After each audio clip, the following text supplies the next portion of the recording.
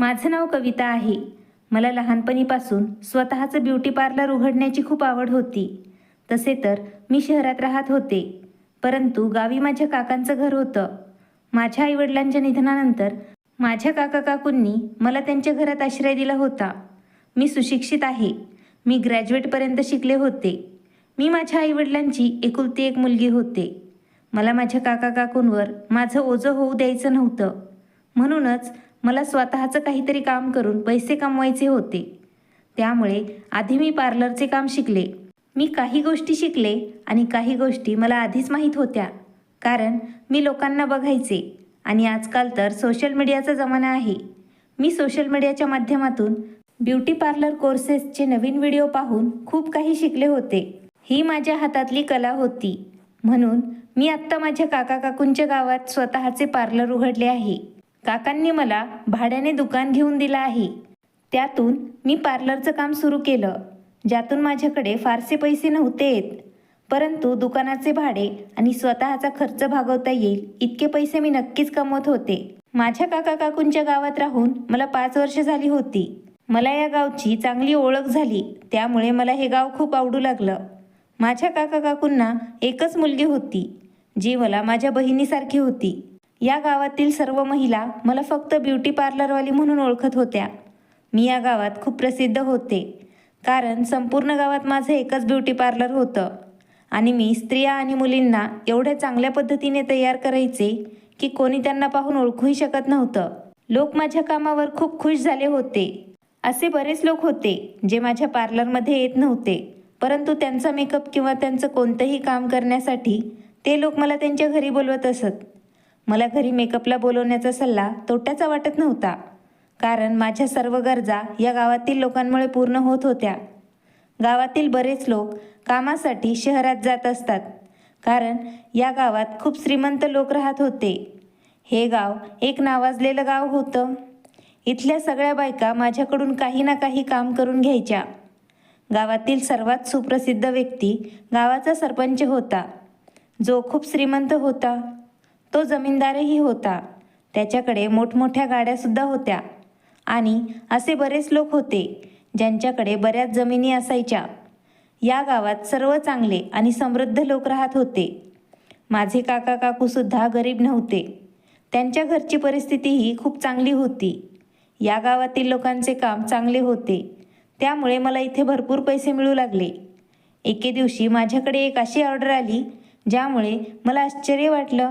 मला माझ्या पार्लरमध्ये काम करणाऱ्या एका मुलीने येऊन सांगितलं, मॅम, तुम्हाला भेटायला एक स्त्री आली आहे. तिला तिचा मेकअप अशा स्टाईलमध्ये करायचा आहे ज्याने ती तरुण दिसावी. मी तिला विचारलं, तरुण दिसावी याचा काय अर्थ आहे? मेकअप केल्याने प्रत्येकजण सुंदर दिसतो. मी माझ्या असिस्टंटला सांगितल्यावर ती म्हणाली, मॅम, ती स्त्री तरुण स्त्री नसून तिचं वय 70 वर्ष आहे आणि म्हणूनच तिला अजून सुंदर दिसायचं आहे. मला हे ऐकून खूप आश्चर्य वाटलं. वयाच्या 70व्या वर्षी त्या वृद्ध महिलेला कोणासाठी सुंदर दिसायचं होतं? माझ्या कानांवर विश्वास बसत नव्हता. म्हणून मी तिला भेटायला बाहेर गेले. जेव्हा मी तिच्याकडे पाहिलं तेव्हा तिला पाहून माझे डोळेच बंद होत नव्हते. माझ्या असिस्टंटच्याही चेहऱ्यावर हसू आलं होतं. शेवटी या वृद्ध महिलेला वयाच्या 70व्या वर्षी कोणासाठी सुंदर दिसायचं आहे? माझी असिस्टंट म्हणाली, मॅम, ती स्त्री म्हणत आहे जितके पैसे लागतील ते ती द्यायला तयार आहे, कारण तिचा खूप खास दिवस येत आहे. म्हणून तुम्ही तिला तयार करा. आता मला या प्रकरणात जास्त इंटरेस्ट येऊ लागला, कारण मला जाणून घ्यायचं होतं त्या वृद्ध महिलेला असं काय करायचं होतं. शेवटी हे सर्व करण्यामागे नक्कीच तिचा काहीतरी प्लॅन असेल. या वयात तिचं लग्न होत नाही म्हणून ती कोणाची फसवणूक करत असेल का? मी माझ्या मनात विचार केला. नाहीतर ती तिच्या तारुण्यातल्या दिवसांना परत जागा करत असेल. असा विचार करत मी तिच्याजवळ गेले. तेव्हा तिच्या हातात एक अतिशय सुंदर लेहंगा होता, जो अगदी नवीन नवरीच्या पोशाखासारखा दिसत होता. तिच्या बाजूला घाणेरडे जुने कपडे पण पडलेले दिसत होते. जेव्हा माझं लक्ष त्याकडे गेलं तेव्हा मी प्रश्नार्थक नजरेने तिच्याकडे पाहिलं. तेव्हा ती म्हणाली, मी ते घाण कपडे काढून स्वच्छ कपडे परिधान केले आहेत. आता माझ्या शरीरातून दुर्गंधी येत नाही. तिने दुःखी होत मला सांगितलं होतं. मी तिला म्हणाले, ते तर ठीक आहे, परंतु तुम्ही हा सुंदर लेहंगा कोणासाठी घेऊन आले आहात? हे तर नववधूचा पोशाख दिसत आहे. माझ्या प्रश्नावर तिने खाली पाहिलं आणि म्हणाली, आज मीच नववधू बनणार आहे. हे ऐकून मी चकित झाले. मी म्हणाले, तुम्ही नववधू होणार? पण का?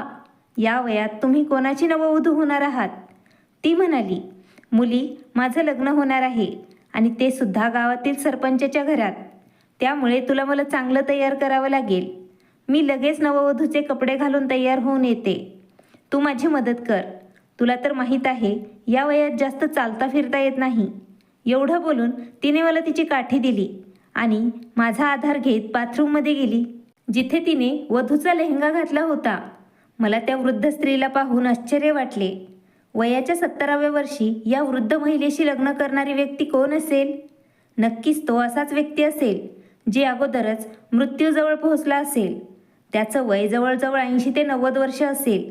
कारण या बाईमध्ये ना कोणतं सौंदर्य होतं, ना कोणती अशी क्वालिटी होती ज्यामुळे तिला कोण पसंत करेल.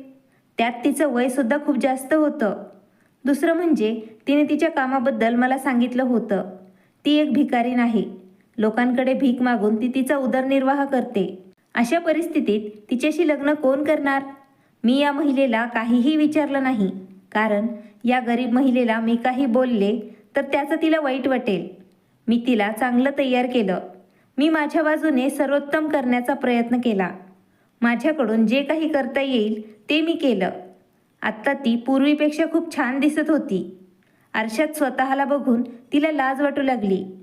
ती आरशात पाहून म्हणाली, काश हे सगळं आधी घडलं असतं तर. मला माझ्या तारुण्यपणातही कोणीतरी सापडलं असतं. परंतु काही हरकत नाही. एवढं बोलून तिने तिची काठी माझ्याकडून परत घेतली आणि ती बाहेर जाऊ लागली. मी म्हणाले, तुम्हाला एवढा जड लेहंगा घालून चालता येणार नाही. मी तुमच्यासोबत येते. तेव्हा ती म्हणाली, अरे नाही नाही बेटा, मला घेण्यासाठी गाडी आणि ड्रायव्हर आले आहेत. तिने माझ्याकडे पाहून मला हसत उत्तर दिलं. मला आश्चर्य वाटलं, कारण ती एक भिकारीण आहे, तर ती गाडीत का जात आहे? मी पाहिलं, तिला नेण्यासाठी गावच्या सरपंचाची गाडी दारात आली होती. मी हे सर्व पाहून आश्चर्यचकित झाले होते. या सरपंचाला काय झालं असेल? ते असं का वागत आहेत? ते आत्ता अवघे 50 ते 60 वर्षांचे असावेत. ते या वृद्ध स्त्रीसोबत लग्न करणार असतील का? मी मनात विचार केला. मी अजूनही याच गोष्टींच्या मनात विचार करत होते.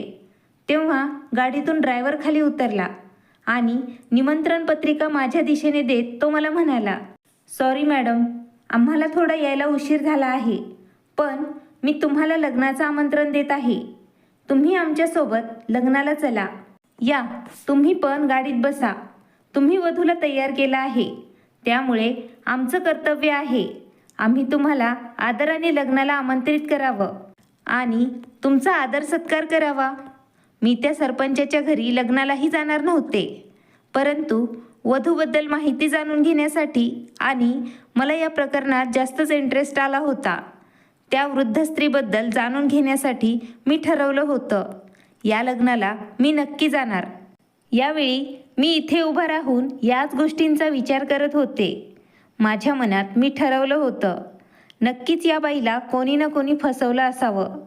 कोणीतरी सांगितलं असेल, तू सरपंचासोबत लग्न कर, किंवा सरपंचाला कोणीतरी सांगितलं असेल, तुम्ही या भिकारींसोबत लग्न केलं तर तुमचं आयुष्यच बदलेल. मला सुद्धा जाणून घ्यायचं होतं, लोक या जोडप्याबद्दल काय बोलतील. मी वधूसोबत सरपंचाच्या गाडीत गेले होते आणि माझ्या असिस्टंटला पार्लरची काळजी घ्यायला मी सांगितलं होतं.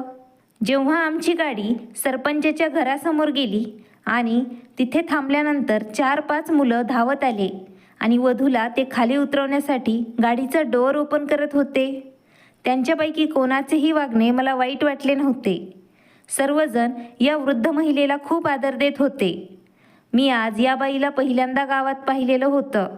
या अगोदर ती स्त्री मला गावात कधीही दिसली नव्हती. लग्नाला उपस्थित असलेल्या 2-3 जणांना मी तिचं नाव विचारलं.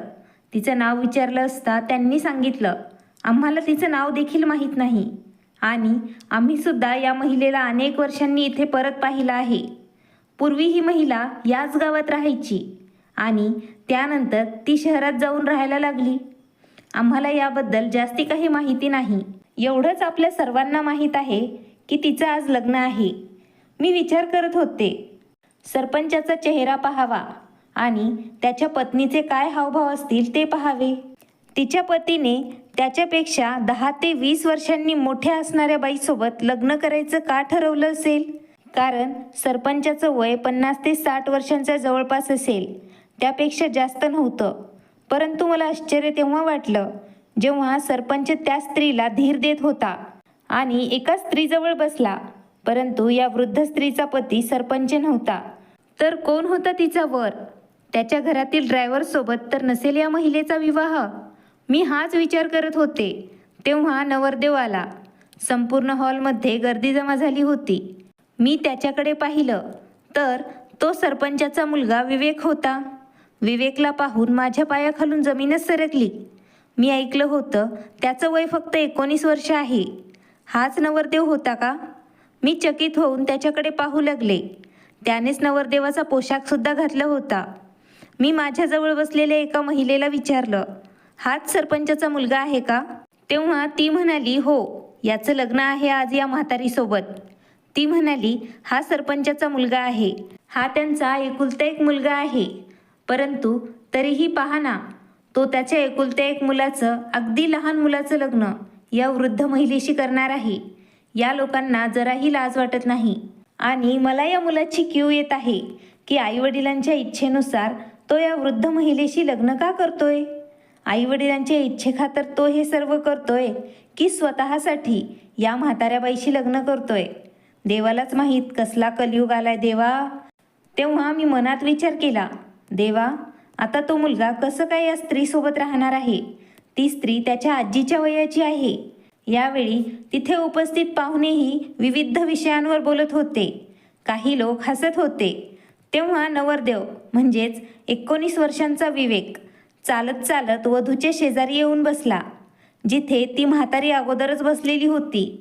मला वाटत होतं नक्कीच विवेकवर या लग्नासाठी नक्कीच जबरदस्ती केली जात असेल. परंतु माझा अंदाज खोटा ठरला. नवरदेवाचं हसणं पाहून मला समजलं होतं हे लग्न जबरदस्तीने होत नाही. या लग्नात दोघांच्याही इच्छेचा समावेश होता. त्यामुळे दोघंही खूप आनंदी दिसत होते. पण कुणास ठाऊक विवेकलाही लग्न करायला कोणीतरी भाग नक्कीच पाडला असावं. म्हणूनच तो हे दाखवण्यासाठी लोकांसमोर आनंदी असण्याचं नाटक करत असेल. सरपंचही रागावलेले दिसले नाही. वडील आणि मुलगा दोघेही खूप आनंदी दिसत होते, जसे हे लग्न त्यांच्या आनंदासाठीच होत असल्याचं दिसत होतं. परंतु जेव्हा मी सरपंचाच्या पत्नीकडे पाहिलं तेव्हा सरपंचाची पत्नी मात्र खूप रागात बसली होती. तिने तिच्या एका नातेवाईकाला सांगायला सुरुवात केली, या लोकांनी संपूर्ण गावात त्यांच्या हाताने चेष्टा करून घेतली आहे. मी असा विचारही करू शकत नव्हते. मला माझ्या मुलासाठी खूप सुंदर पत्नी शोधायची होती. पण या लोकांनी हे काय केलं आहे ते पहा. संपूर्ण गावासमोर आमची प्रतिष्ठा पाण्यातच घातली आहे. मी माझ्या एकुलते एक मुलाच्या लग्नाचं खूप मोठं स्वप्न पाहिलं होतं. माझ्या सर्व इच्छा, स्वप्न सर्व काही अर्धवट राहिलं आहे. मी माझ्या पतीला पण सांगितलं होतं, तुम्ही विवेकचं म्हणणं ऐकू नका. परंतु त्यांनी मला स्पष्ट धमकी दिली होती, जर माझ्या मुलाने या महिलेसोबत लग्न केलं नाही तर मी स्वतः या महिलेसोबत लग्न करेल. आता मला तुम्हीच सांगा, मी माझं घर कसं काय तोडू शकते? परंतु जे काही झालं आहे त्यामुळे मला आनंदच झालेला नाही. मी त्या स्त्रीला माझी सून म्हणूच शकणार नाही, कारण ती स्त्री माझ्या आईच्या वयाची आहे. सरपंचीच्या पत्नीचे बोलणे ऐकून मलाही खूप वाईट वाटले होते. खरं सांगायचं तर ही 70 वर्षांची भिकारीण मला फारच फसवीबाई वाटत होती. तिच्या चेहऱ्यावरचे हावभाव पाहून असे वाटत होते की ती खूप हुशार बाई आहे. पण त्या क्षणी ती डोकं खाली करून तिथे बसली होती. ती अशी बसली होती जणू तिचं सगळ्यात मोठं स्वप्न आज पूर्ण झालं होतं. परंतु तिची नजर माझ्यावर पडताच तिने हातवारे करून मला जवळ बोलावलं. मी तिचं म्हणणं काय आहे ते ऐकण्यासाठी तिच्या जवळ गेले तर तिने मला जवळ येऊन बसायला सांगितलं. ती मला म्हणाली, कधी कधी मला स्वतःला सेट करावं लागत आहे, म्हणून मला तुझी मदत हवी आहे. मला आश्चर्य वाटलं. या महिलेला किती आत्मविश्वास आहे. लग्नाला उपस्थित असलेले सर्वजण तिच्यावर हसत होते, परंतु तिला कशाचीही पर्वा नव्हती. ती फक्त सुंदर दिसण्यावर लक्ष केंद्रित करत होती. काही वेळाने लग्नाचे सर्व विधी आटोपले आणि लग्नही पार पडलं. जेवण करून सर्व पाहुणे मंडळी हळूहळू निघू लागले. पण या महिलेने मला तिच्यासोबत राहण्यास सांगितलं होतं. तिने मला तिच्या जवळून कुठेही दुसरीकडे जाऊ दिलं नाही. ती म्हणाली, मला तुझ्याशी काहीतरी बोलायचं आहे. तिच्याकडून इतकं प्रेम आणि आदर मिळवण्याची मला काहीही गरज नव्हती, परंतु मला माहीत नाही का असं वाटत होतं सरपंचीच्या कुटुंबात या महिलेसोबत मी राहून मला खूप काही मिळू शकतं. मी शांतपणे त्या स्त्रीजवळ बसून राहिले. मला असे वाटत होते तिला एकांतात माझ्यासोबत काहीतरी बोलायचं आहे, परंतु पुन्हा पुन्हा ती काहीतरी बोलता बोलता मध्येच थांबत होती. थोड्या वेळानंतर पाहुणे आजूबाजूला गेल्यानंतर ती माझ्या कानात कुजबुजली. ती म्हणाली, तू रात्रभर माझ्याच खोलीत माझ्यासोबतच राहा. काही दिवस तू माझ्यासोबत इथेच राहिलीस तर मी तुला खूप चांगले पैसे देईल, कारण मला एक चांगली पार्लरवाल्या मुलीची नितांत गरज आहे. तू मला खूप छान मुलगी वाटतेस. तुला माहीत आहे का, माझं वय खूप जास्त झालं आहे. आता या वयात मला जास्त मेकअप कसा करायचा हेही कळत नाही. मी आयुष्यभर भीक मागून माझ्या मुलांचं पोट भरत आले आहे, पण तुझे लग्न झालेले नाही, म्हणून मला काय म्हणायचं आहे ते तुला कदाचित समजणार नाही. तुला माहीत नसेल कसं पुरुषांना स्वतःकडे आकर्षित करावं. तू फक्त मला तयार कर. मला प्रत्येक प्रसंगी आता सुंदर दिसायचं आहे. मी तुला रोज एवढे पैसे देत जाईल जेवढे तू 1 महिन्यात तुझ्या पार्लरमध्ये कमवत असशील. मला चांगलंच माहीत आहे ह्या गावातील स्त्रिया आहेत. इथल्या स्त्रिया तुला जास्तीत जास्त कामासाठी 500 किंवा 1000 रुपये देत असतील. तुझ्यासारख्या गरीब मुलीसाठी ही खूप मोठी गोष्ट आहे. मला या भिकारणीचे खूप आश्चर्य वाटले. लग्नानंतर तासाभरात ती तिची अवकात कशी काय विसरली. मी तिला म्हणाले, तुम्ही म्हणता तसं मी करायला तयार आहे. तुम्हाला तुमच्या पतीसोबत खुश राहायचं असेल तर तुम्हाला तुमच्या पतीसाठी सुंदर दिसावंच लागेल, जेणेकरून तुमचा पती तुमच्यासाठी वेडा होईल. पण मला तुम्हाला एका दिवसाच्या कामासाठी अंदाजे 10,000 रुपये द्यावे लागतील, तर मी तुमच्यासोबत राहायला इथे तयार आहे. तिने माझ्याकडे बघितलं आणि ती मला म्हणाली, याचा अर्थ असा आहे तू आजची रात्र पण इथे थांबशील. मी म्हणाले, का नाही. तुम्ही मला आत्ता पैसे दिले तर मी आजपासून तुमच्यासोबत इथे राहायला तयार आहे. ती मला म्हणाली, तू तर खूप लोभी दिसत आहेस. तू अगदी माझ्यासारखीच दिसत आहेस. तुला सुद्धा अनुभव दिसत आहे व्यक्तीच्या खिशातून पैसे कसे काढायचे त्याचा. तिने बोलत असताना तिच्या हातात ठेवलेली सोनेरी रंगाची पर्स उचलली आणि मला त्यातले 10,000 रुपये दिले. मला आश्चर्य वाटलं. तिने मला लगेच 10,000 रुपये कसे काय दिले. गरीब आणि भिकारी व्यक्तींसाठी 10,000 ही खूप मोठी रक्कम आहे. मी तिचे हातपाय पाहिले होते. ती एक उच्चवर्गीय घराण्यातील स्त्री आहे असे वाटत असले तरी ही कथा काही वेगळीच आहे. ती पुन्हा माझ्याकडे पाहत म्हणाली, आज माझा पती माझ्या रूममध्ये येईल आणि त्यापुढे मी काय बोलू. माझं वय झालं आहे, परंतु तू मला खूप समजदार दिसत आहेस. तुला माहीत आहे का माझं वय किती आहे. मी हे लग्न फक्त माझ्या पतीच्या आनंदासाठी केलं आहे. पण आता तूच मला सांग, या वयात मी लग्नाचे काही विधी, जे विधी मी पूर्ण करू शकत नाही ते मी कसे पूर्ण करू. मला समजले होते तिला मला काय सांगायचं आहे. ती स्त्री खूप हुशार दिसत होती. ती म्हणाली, त्यामुळे मला वाटत आहे तू नेहमी माझ्यासोबत इथे राहावं. मी या लोकांना सांगेन की तू माझी मैत्रीण आहेस, जिला मी खूप दिवसांनी इथे पाहिलं आहे, आणि तू सुद्धा माझ्यासारखं शहरातून आली आहेस. तिचं बोलणं ऐकून मी हसायला लागले. मी म्हणाले, तुमच्या आणि माझ्या वयात खूप फरक आहे. मी तुमच्या नातीच्या वयाची आहे. कोणत्या माणसाला इतक्या सहजासहजी मूर्ख बनवता येत नसतं. तेव्हा ती स्त्री म्हणाली, चल मग, मी म्हणेन तू माझी नवीन मैत्रीण झाली आहेस. मी म्हणाले, ठीक आहे. मला त्या स्त्रीचं म्हणणं समजलं होतं आणि मला माहीत होतं मला तिच्यासाठी काय करावं लागेल. आणि ती मला पैसे का देत आहे हे समजल्यानंतर मला खूप आनंद झाला, कारण मला खूप पैसे मिळणार होते. एक म्हणजे तिच्याकडे स्वतःचे पैसे असतील आणि दुसरं म्हणजे आत्ता लग्नात आलेल्या पाहुण्यांनीही तिला पैसे दिले होते. लग्न आटोपल्यानंतर ती मला तिच्या रूममध्ये घेऊन गेली.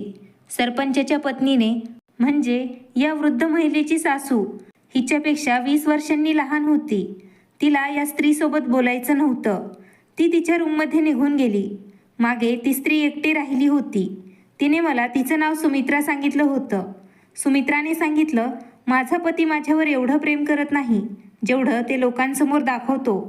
परंतु माहीत नाही याचा अर्थ काय आहे, कारण पुरुषांचा काही भरोसा नाही.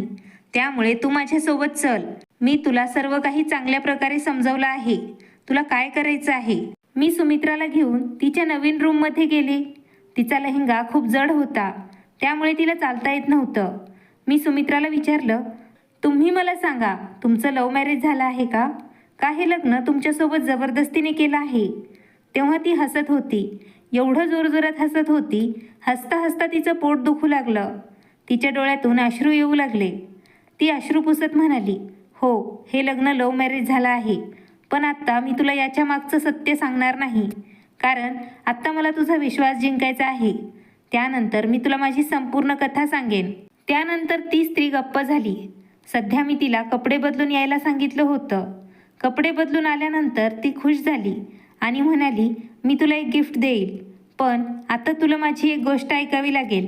आणि हे सर्व ऐकल्यानंतर तुला माझ्याशी एकनिष्ठ राहायचं असेल तरच मला सांग. माझ्या गुपिताबद्दल इतर कोणालाही तू सांगू नको, कारण हे काम मी एकटी करू शकते. परंतु तू एक तरुण मुलगी आहेस आणि तू या गावची नाहीस, त्यामुळे मला तुझ्या मदतीची खूप गरज आहे. मी तिला सांगितलं, मी गेल्या 5 वर्षांपासून या गावातच राहत आहे, कारण शहरात माझ्या आईवडिलांच्या निधनानंतर मी शहर सोडलं आणि माझ्या काका काकूंसोबत या गावात राहत आहे. हे संपूर्ण गाव मला चांगलं ओळखतं. हे ऐकून ती म्हणाली, ठीक आहे, परंतु मला तुझी मदत हवी आहे. तुझ्याबद्दल कोणाला काहीही कळणार नाही. मी रूममध्ये बसले होते. मला आश्चर्य वाटले, कारण त्या स्त्रीचा पती अजून का आला नाही. स्पष्ट आहे, तो मुलगा 19 वर्षांचा होता. तो या 70 वर्षाच्या बाईकडे येऊन काय करणार? तिला पाहून तो तिला आपली आजी समजेल हे उघड आहे. किंबहुना या महिलेसोबत त्याच्या मनातील इच्छाही पूर्ण होणार नाही. पण अचानक खोलीच्या दारावर ठोठावल्याचा आवाज ऐकायला आला. मी दरवाजा उघडला तर समोर विवेक उभा असलेला दिसला. त्याच्या हातात मोठ्या फुलांचा गुच्छ होता. त्यात अनेक रंगीबिरंगी फुलं दिसत होती आणि दुसऱ्या हातात एक भेटवस्तूसुद्धा होती. हे सर्व पाहून मला खूप आश्चर्य वाटलं.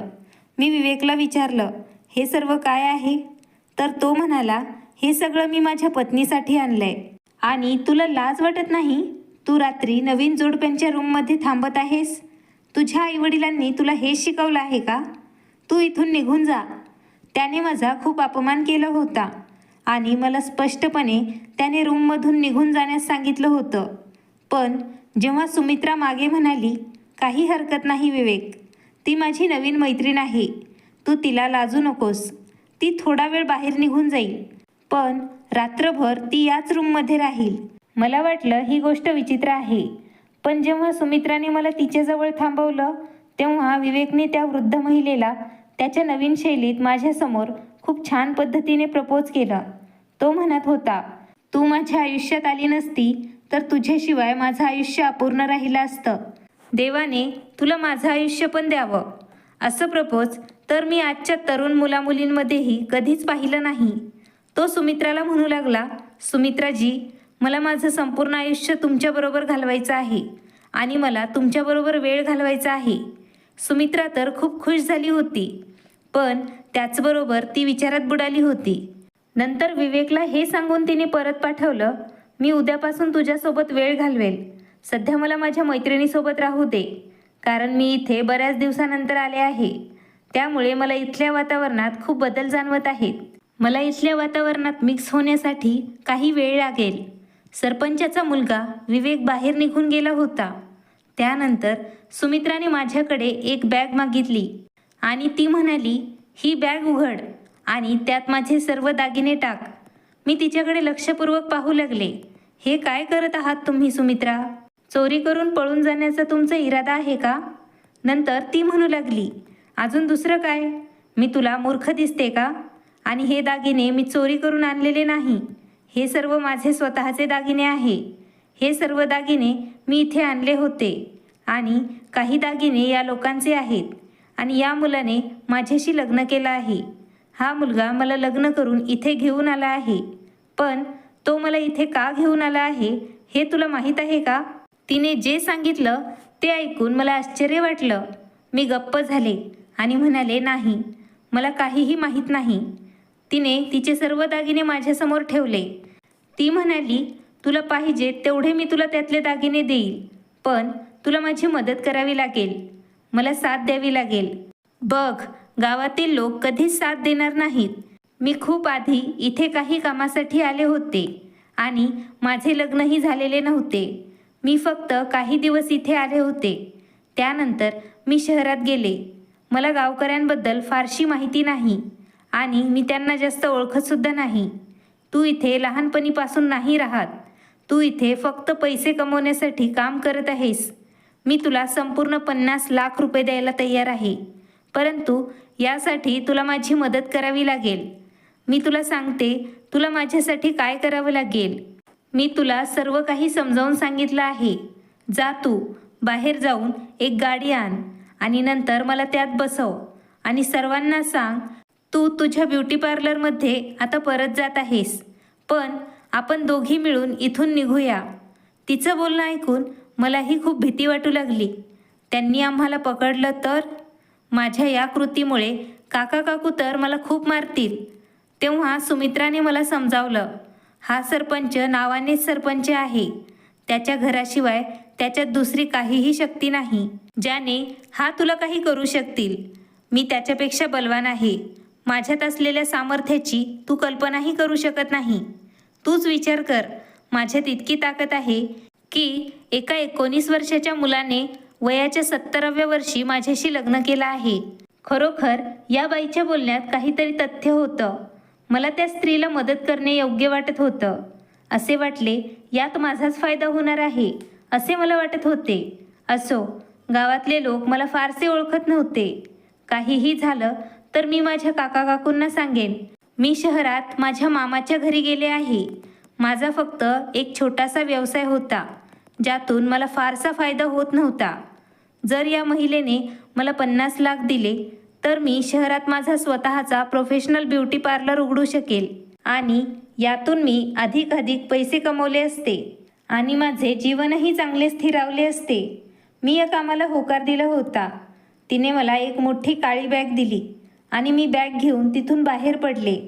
मी ड्रायव्हरला माझ्या पार्लरमध्ये जाण्यासाठी टॅक्सी मागवण्यास सांगितलं, कारण मला पार्लरला जायचं होतं. माझे पार्लर खूप दूर आहे आणि मी टॅक्सीने जाणे पसंत करेल. तेव्हा ड्रायव्हरने माझी विनंती मान्य केली आणि माझ्यासाठी टॅक्सी मागवली. मी तिथून थोड्या अंतरावर जाऊन उभा राहिले. मला माहीत होतं की टॅक्सीत बसून मी या स्त्रीला इथून पळवून नेऊ शकते.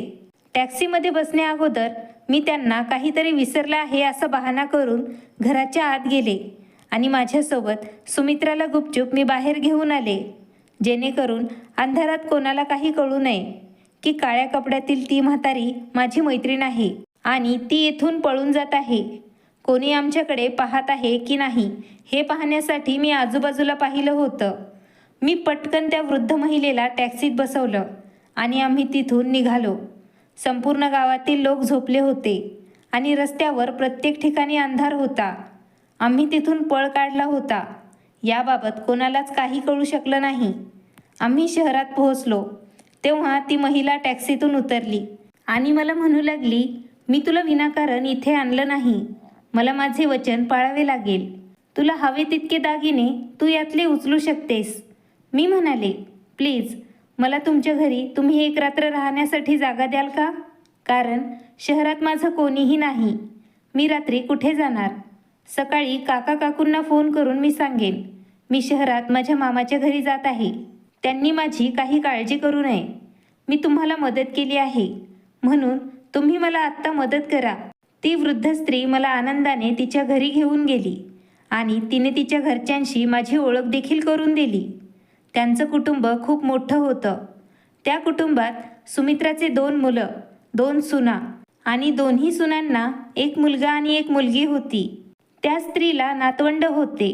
तिची धाकटी नात आली आणि सुमित्राला मिठीत घेऊन ती खूप रडायला लागली.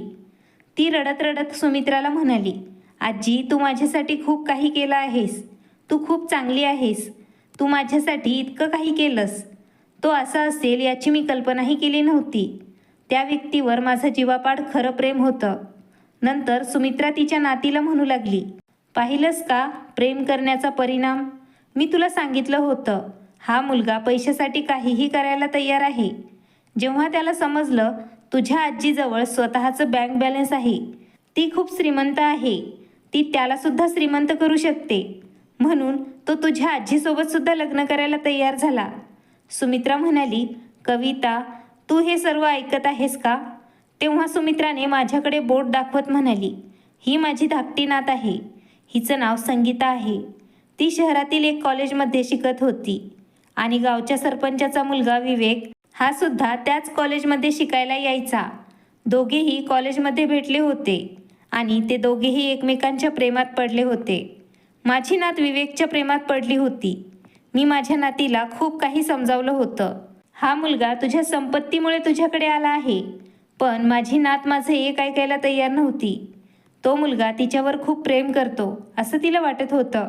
पण सरपंचाचा मुलगा खूप लोभी आहे. तो सरपंचसुद्धा खूप लोभी माणूस आहे. माझी नात माझं एक ऐकायला तयार नव्हती. तो मुलगा तिची फसवणूक करत होता. एके दिवशी मी माझ्या नातीला संगीताला चॅलेंज केलं. मी माझी सर्व संपत्तीचा आमिष दाखवून सरपंचाच्या मुलाला विवेकला माझ्याशी लग्न करायला तयार करू शकते, तर तुला त्याचा विचार तुझ्या मनातून काढून टाकावा लागेल. तेव्हा संगीताचं म्हणणं होतं, तो मुलगा असा मुलगा नाही असे माझ्या नातीला वाटले. पण प्रत्येक पुरुषाचा स्वभाव सारखाच असतो हे तिला माहीत नव्हतं. काही पुरुष पैशाचे तर काही शरीराचे भुकेले असतात, पण विवेक पैशाचा भुकेला होता. मी त्याच्या आजीच्या वयाची आहे हे त्याच्या लक्षातही आलं नाही. त्याने पैशासाठी माझ्याशी लग्न केलं आणि माझ्या सुंदर नातीची फसवणूक केली. त्याने माझ्या नाजूक आणि सुंदर नातीला प्रेमाची खोटी आश्वासनं दिली आणि नंतर जेव्हा त्याला माझ्या संपत्तीबद्दल माहिती मिळाली तेव्हा तो हे सर्व वचन विसरला. सरपंचाचा मुलगा असं कधीच करणार नाही असं माझ्या नातीला वाटलं. मी तिच्या आजीच्या वयाची असल्याने तो माझ्याशी लग्न करण्यास स्पष्टपणे नकार देईल, कारण मी त्याच्या आजीच्या वयाची होते. जर मी 30-35 वर्षांची बाई असते तर वयाची पर्वा न करता त्याने लग्न करणे शक्य झाले असते. पण तो मुलगा आणि त्याचे वडील पैशाचे इतके लोभी आहेत की त्यांनी माझ्या वयाचा सुद्धा विचार केला नाही. आज माझ्या नातीचं प्रेम या संपत्तीच्या तुलनेत फिकं पडलं आहे. संगीताने त्याला काहीच सांगितलेलं नाही. हो, पण मी त्याला खूप आमिष दाखवलं होतं. मला एका तरुण मुलाशी लग्न करायचं आहे. माझ्या मनात खूप स्वप्न आहेत जी मला पूर्ण करायची आहे. एका तरुण मुलाशी लग्न केल्यावर तेव्हा तो म्हणाला, काही हरकत नाही, तू माझ्यावर जसं प्रेम करतेस अगदी तसं मी सुद्धा तुझ्यावर प्रेम करेल. नंतर तुझा विश्वास बसणार नाही, त्या मुलाने संपूर्ण गावासमोर मला स्वीकारलं. ते फक्त या माझ्या श्रीमंतीमुळे जी माझ्या नावावर आहे. आमची सर्व प्रॉपर्टी माझ्या नावावर आहे. मी भिकारीण नाही तर खूप श्रीमंत स्त्री आहे. तिथून निघताना मी विवेकचे घर देखील साफ केले आहे.